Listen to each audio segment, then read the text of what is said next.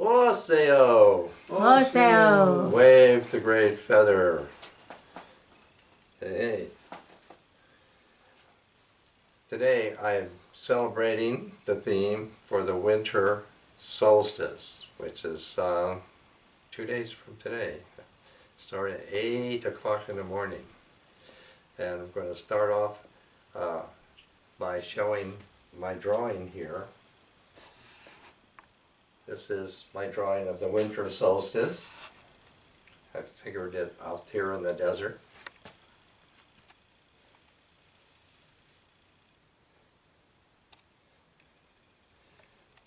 And then also, I have figured that the end of October, we call Sabbath in the Gaelic, and the winter solstice itself, coming up in 2 days, I've rendered that as blackness is her body. It's a timeless period, if we can do that. The Navajo Lashini, meaning black, and Ba Lashini, blackness is her body, is the best way that I can render this. So the drawing I have up here, that you can see over this one, is the way that I am rendering blackness is her body for this talk.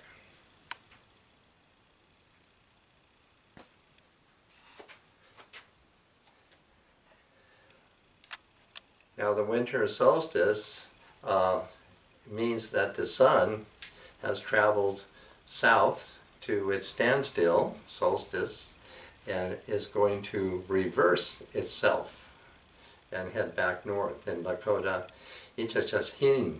So it's also called opposite running.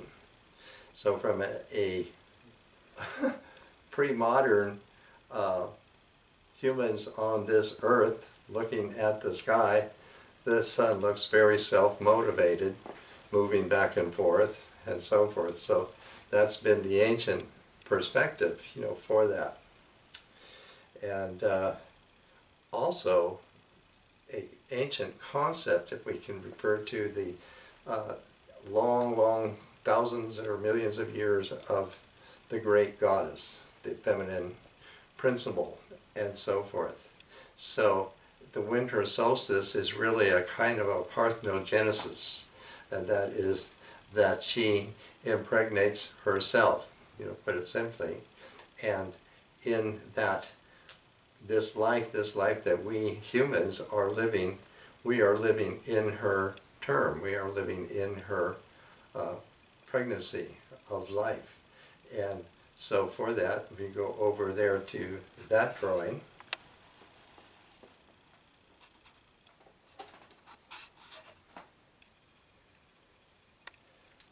That this is what I have figured here as her sperm or her spore of this conception.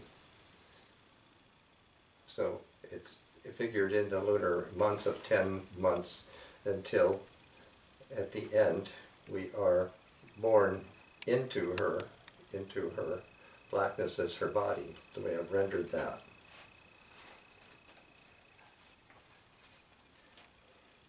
Now if you can come back to me here.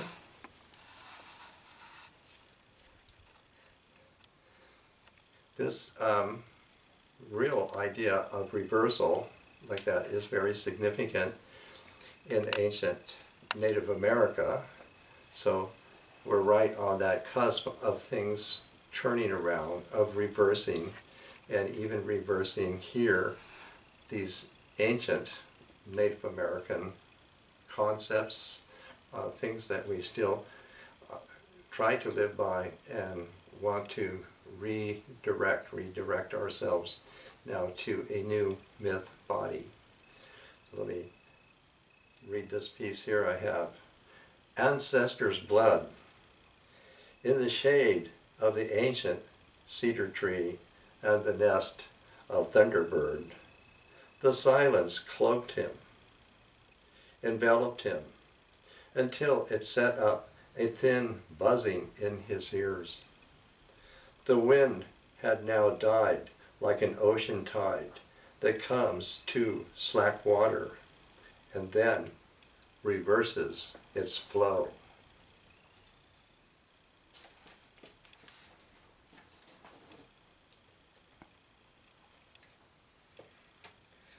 So that gives us an idea of all the things that I have brought together here. And we're going to look at this painting I have up here. This is Big Snake Woman, and she is the guardian of Changing Woman. In Navajo, Atanailihe, the woman who changes again and again and again. Now, Changing Woman is really the chief goddess of Turtle Island, sort of like the Virgin of Guadalupe is of Mexico. Although, of course, the European Americans are not going to pay attention to that. They don't have that idea. But here, go down here, I have this figure, this Navajo figure woman, to stand for Changing Woman. The actual Navajo culture doesn't really allow figures of Changing Woman. But here, next to her here, this is a Navajo sand painting, and it is of Grasshopper Girl. And Grasshopper Girl figures as the parthenogenic factor in woman.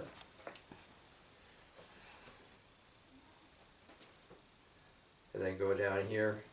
This is a Navajo pottery here, and on it, it is carved corn, maize, corn, and in Navajo, corn means life. So that seems to me, to embody the whole thing for the winter solstice here.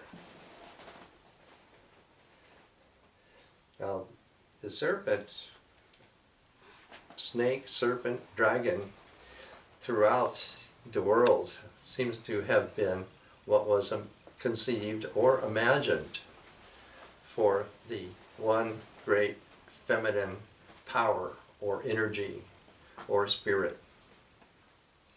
So everywhere in different cultures this was figured, even in was it Eastern Europe. Eastern Europe was, you have Dracula. Dracula was demonized, but Dracula is actually the son of the dragon. And Dracula lived, in a box of earth. And he sought out her daughters to give her daughters the elixir of immortality. So even that's from Eastern Europe here. In Native America, various cultures have different renditions of this great serpent. In Mexico, we know it as Quetzalcoatl or Kukulkan, a serpent that has feathers or flies or anything like that.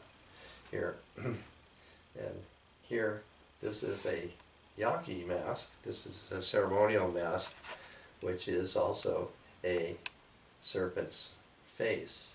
So there's that. And down below it, we have, this is a Cherokee pipe that is made for Uktena. Uktena is the Cherokee serpent or dragon there. So this way has the horn in all of that. And then down here is a artifact from ancient site there in Nevada that we call Winnemucca.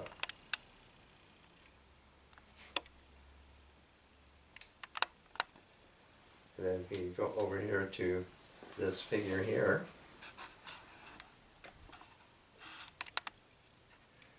Now this is really interesting because this is a wood carving, very, very old, from southern India.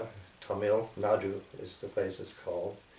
The people there are rather different, both in the indigenous culture and different from the northern part of India.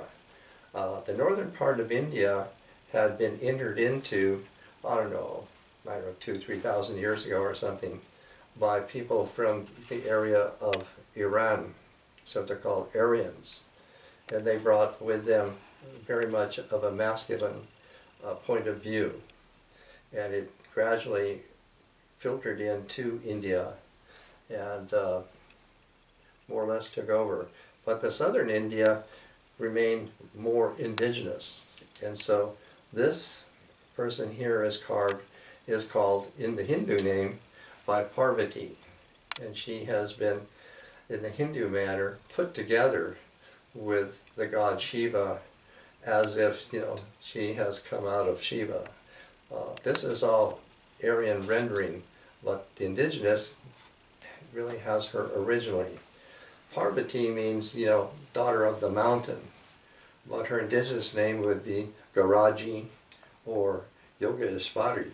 So she's like the goddess of mystique and magic and like that, and she is the supreme Sakti. She is also parthenogenic here, and so what's very different, and the goddess of nature, very much so. Her skirt is made of leaves, and most particularly her hair is piled up in a particular way that people who yogis would have their hair that way. Whether that suggests further symbolic significance, I'm not entirely sure, but it is pretty important to see this also, that she is dark. The people in southern India also bear what's called in the chromosome count the dark or black factor. The black factor is known in southern India and the Nile of Egypt. So this accords all of that there. And here, this great display here, this is a clay made hogan, properly pronounced hugan, Navajo hugan, dwelling that's made with logs. And this was made by Aaron Wynn, a youngster, made this out of clay. And what you see moving out of this is the great white serpent that's going to figure here in a minute. And one more thing here. This is another sand painting, and this sand painting is the character known as Born for Water. And he is really December's child, and he is also the child of changing woman. And he's one of the warrior twins, and he figures in the chant I'm about to do for you. So, and that this is his prayer stick with the symbol of the water, the snail, water snail, and the crystal, which figures in the chant.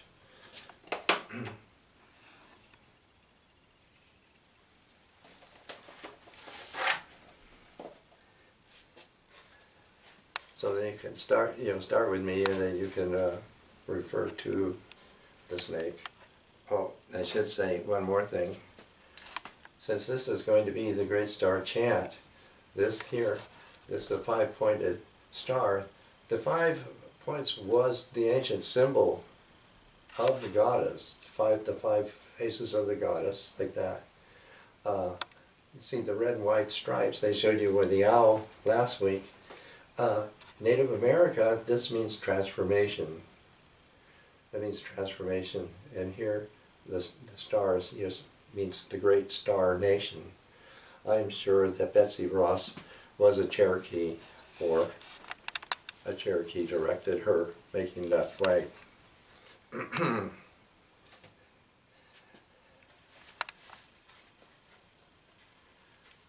So, this is the Great Star Chant, Chantway.